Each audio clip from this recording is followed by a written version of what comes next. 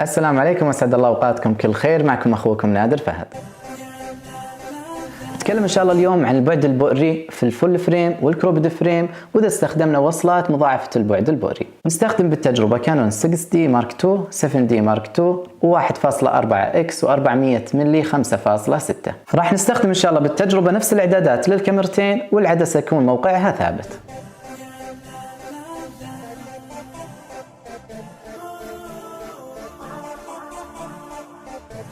طبعا اذا ملاحظين الفول فريم يكون السنسور اكبر من الكروبد فريم.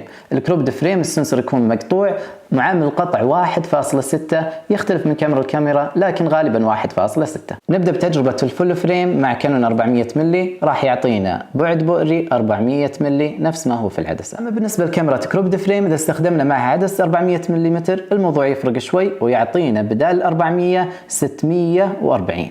كيف طلع الرقم هذا وكيف صار الزوم اعلى؟ الموضوع باختصار ضربنا 1.6 في 400 واعطانا البعد البؤري الجديد، وهذا الفرق بين الصورتين.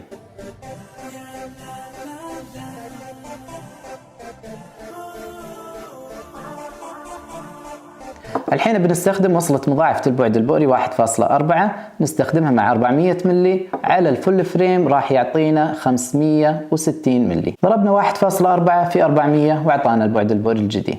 اما الكروبد فريم اذا جربنا معاها وصلة مضاعفة البعد البؤري الموضوع برضو يختلف شوي. ال 400 ملي لما تركبها على 7D تعطيك 640 ملي. نفس العدد هذا ناخذه نضربه ب 1.4 يعطينا بعد بؤري جديد 896 ملي، وهذا الفرق بين الصورتين.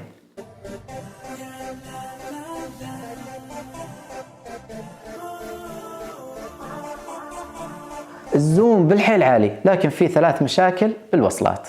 أول شيء الدقة والجودة ما تكون بالشكل المعروف، عن الموضوع يختلف من كاميرا لكاميرا ومن صورة لصورة، مع أني أشوف أن الإصدارات الأخيرة جدا ممتازة. ثاني شيء أنها تضيق فتحة العدسة الأدنى، يعني عندك فتحة العدسة 4 أقل شيء راح تخليها 5.6، واللي تكون أقل شيء 5.6 راح تكون 8 تلقائي. ونفس الشيء يختلف الموضوع من كاميرا لكاميرا ومن عدسة لثانية. ثالث شيء يكون الفوكس أحيانا بطيء عن العادة، وأحيانا كثيرة ما يفعل نقاط الفوكس كاملة، ممكن نقطة أو نقطتين أو مجموعة ببعض الكاميرات وبعض العدسات، إلى أن بعض العدسات ما يشتغل الفوكس أبدا، ممكن يكون فقط مانوال. طيب شلون تعرف إذا ركبت عدستك على الوصلة هذه أنها كم تعطيك نقطة فوكس، كم تعطيك فتحة عدسة؟ ممكن يكون العدسة مانوال. الجدول مرفق لكم وهو عن طريق موقع كانون، يبين لك عدستك إذا كانت تشتغل مانوال أو أوتوماتيك، وإذا كانت تعطيك فتحة عدسة 4 أو 5.6 أو كانت تشتغل مانوال. لايك إذا شفت الفيديو يستاهل، ولا تنسى الاشتراك بالقناة نادر فهد لمتابعة كل جديد، وتشرفني زيارتك على موقعي www.naderfahd.com. شكرا لكم وإلى اللقاء.